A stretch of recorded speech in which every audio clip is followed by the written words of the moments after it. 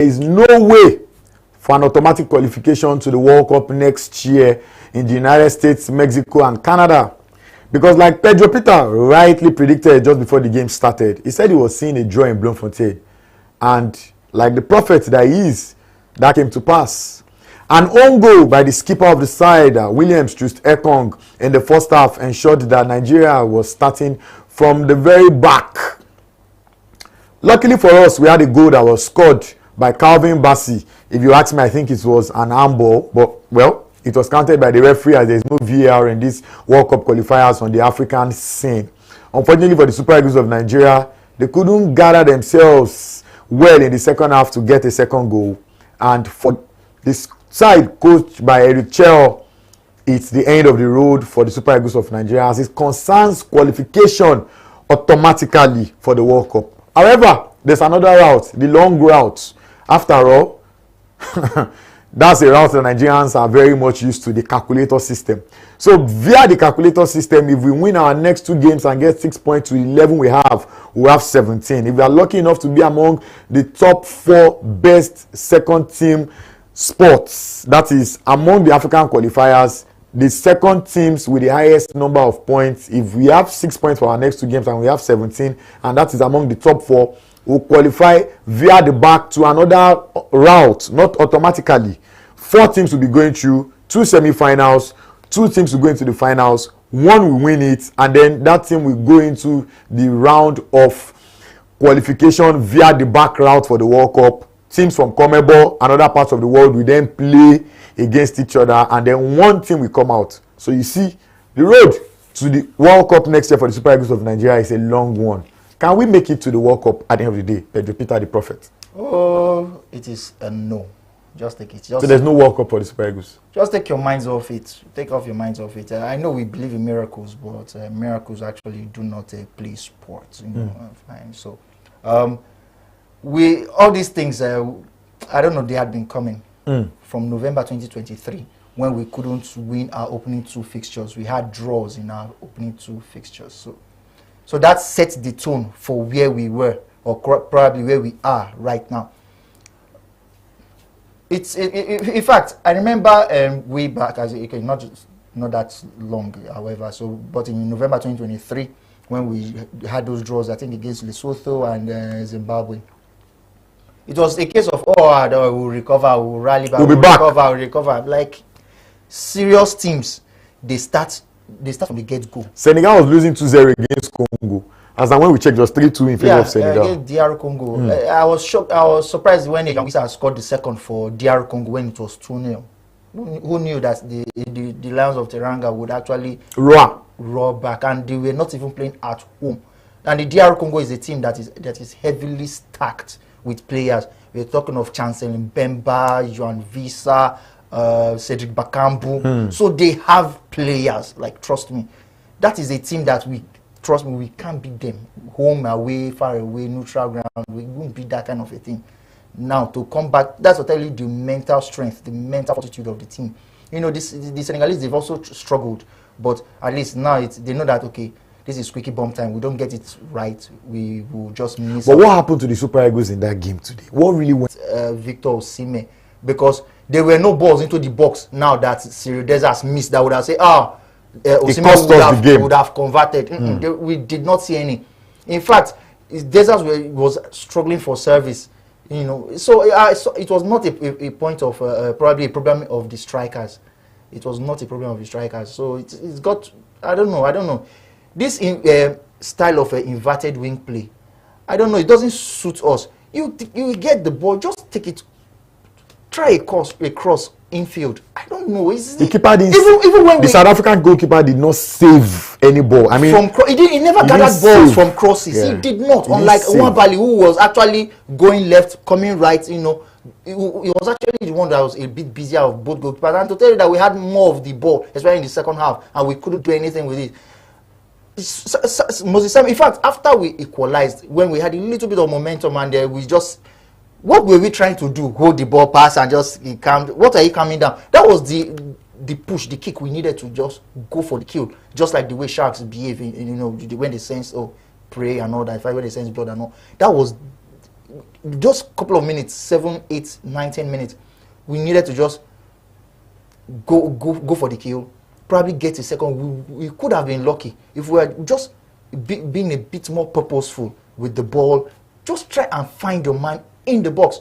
How we got the equalizer was also a ball into the box. And for the fact that, okay, Desas was in there, it prevented the keeper, Rowan Williams, from making a save or probably from gathering. That was when Calvin Bassey came from behind and just put his head in. Of course, it went via his arm as well. But hey, it's a goal. I'll take that any day, anytime.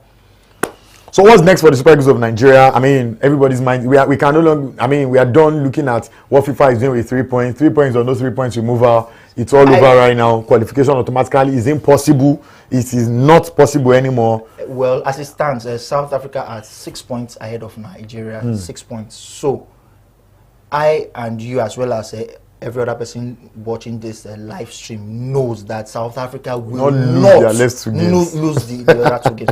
Fine, they do have a difficult fixture against Benin Republic under Gennaro Traore, but even if they drop points there, they will not drop points in the final fixture. So, if you are thinking of let's qualify automatically, it will never take place. It will never take place. Fine, on head-to-head count, we are on the same base on 1-1 at home here, 1-1 away at Bloemfontein. So on head-to-head, we had a draw both fixtures, and we are actually on the same, no victor, no vanquish. But what will actually separate us and South Africa is via points. And there's no way now that was okay. The only way that we can even match them on points, there's no way we can surpass them anymore. So the best we can hope for, of course, I am done hoping when it comes to the Nigerian national team, the men's one actually. So you have to win the next 2 fixtures. Of course, the qualifiers come to an end in October. So the playoffs will be November, March next year. So it just depends on the timetable that FIFA will bring out. So for our dear fans, dear audience listening to just take your minds off the World Cup. South Africa, prior to this fixture, they had won their last 4. They are unbeaten in the last 5. So you cannot fault a team that has been doing well. Nigeria in this series, we've not won 2 games back to back. That goes to tell you that something is wrong. We've been poor, atrocious all around. You know, we didn't start well, like I said, by drawing our first 2 matches. Finidi George came in and destroyed things because we only got 1 point from 2. That was when we suffered that defeat to Benin in June of last year. So after that loss against Benin, that was where it dawned on us that we may not qualify.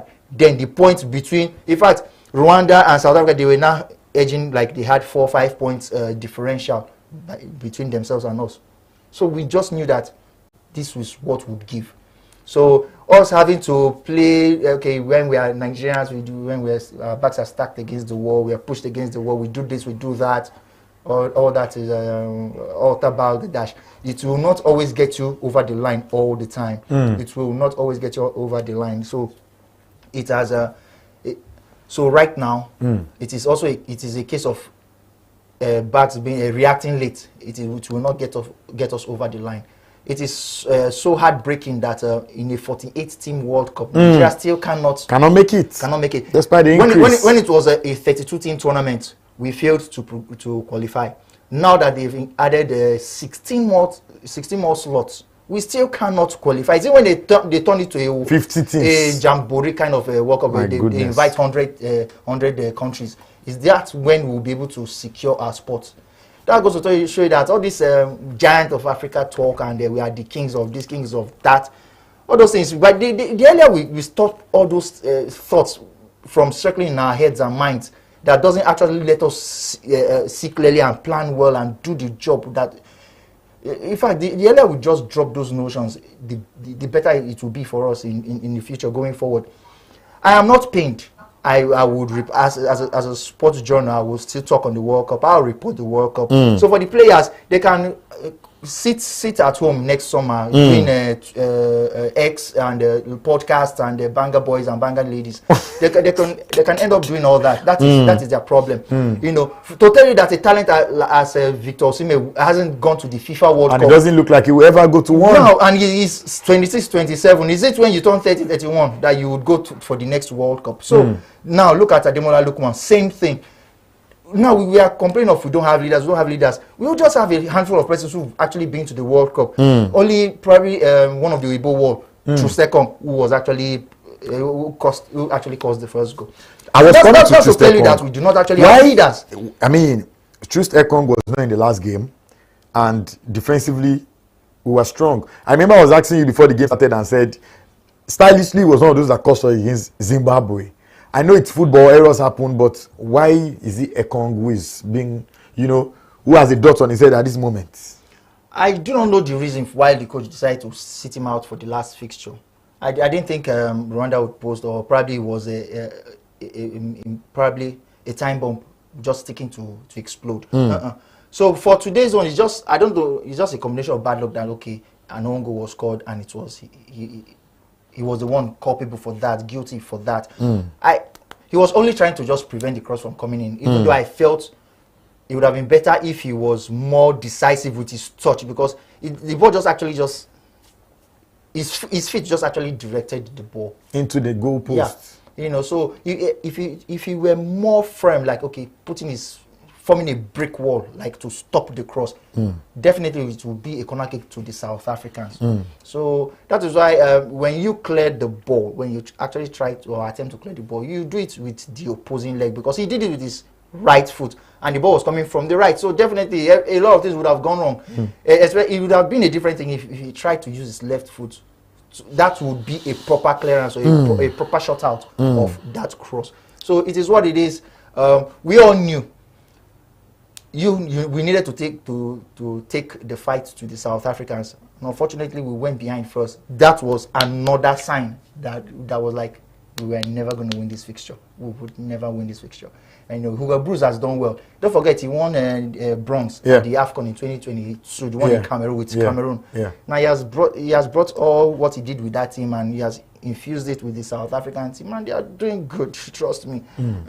You are looking for a foreigner. I wouldn't mind calling a Hugo Bruce. Now, please come, just do your magic. So, but it is what it is. Chel has done pretty all right for himself. He has not lost in this qualifying series. Out of 4 games, 2 wins, 2 draws. Probably if he had started the series with us, definitely would be singing a different tone, most likely. So, but Finidi George, I don't know, wherever he is, trust me, he has actually cost us. Pesero as well started badly. I mean, I won't blame Finidi George. We had no business drawing 2 games. At least take 4 points from 6. Same thing with Finidi. Finidi at least a win, but he conspired to actually get just 1 point from 2 matches. So we are where we are as a result of that. Even Eric Chel too, I would fault him a little bit. The game against Zimbabwe, that was in June, where we could not hold out for the 3 points. That extra 2 points now is proving to what is going to actually kill us. Fine, we may not get the automatic slot in Group C, but the race to take second, to clinch one of the second best runners-up spot, like if you finish second, that 2 points now will cost us dearly, because I feel if we win all our next games, we'll be talking about 17 points. Then that extra 2 could have been 19, which would have maybe just pushed us through the back door. But it is how it is. It is the way it is. All right. It's a sad one. You can see it was it's more not like necessarily sad. Not necessarily sad. It is just the grim reality. We may struggle to accept. I have already accepted our fate months earlier. You even predicted the draw. I've accepted months earlier. I'm not introduced to football today to know that this fixture was way out of our hands. Way out of our hands. That's why I would credit Raw. I remember the World Cup, the qualifying series for the 2018 World Cup. We had an Algeria in that group. We had Cameroon. And trust me, we beat those guys silly, home and away. I can't remember. I remember the fixture where we beat Cameroon 4-1. Now, I didn't mean, we did not have a Cameroon. The only, in quotes, big team that we South had. Africa. South Africa. That we are even above on the FIFA rankings. We had struggled. We had lost only once to them. That's poor. It's time for us to bring in comments from social media. Nigerians are commenting on this live event right now. I mean, this live show, of course, people are really angry. But somebody's agreeing with you now, Peter. Aliyu Mohammed Kiari says, maybe it's a blessing we aren't going to the World Cup. With this chaotic performance, we couldn't make it past the group stage, even if we did. Somebody is still hopeful, and the person is asking, what Super Eagles World Cup hope now? I said it earlier, right now we can only hope to grab all 6 points from the next 2 games and hope that we make it into the best 4 second placed teams on the African scene, and then we go into a system, a semi-final system. There will be 4 teams, 2 teams to play a semi-final, 2 play the other semi-final, go into the final. We must win, and then now go to another qualifying series on the world stage where people wouldn't make it from CONMEBOL, from different parts of the world will be coming together, and only one team will be making it through from all of that. So you see, it's a real long road, but you know, God of soccer now, we don't stop calling upon him here in Nigeria. Somebody said the referee was biased with officiating, making the team tough for the Nigerian team to play. I disagree with you. We scored a goal with our hand. Somebody said another Maradona, the hand of God kind of goal, but I mean, we didn't deserve to score that goal if there was VAR. Someone said the team needs coaching, blah, blah, blah. Oh my goodness, Nigerians are just angry right now. Somebody said Nigeria and Manchester United are the same.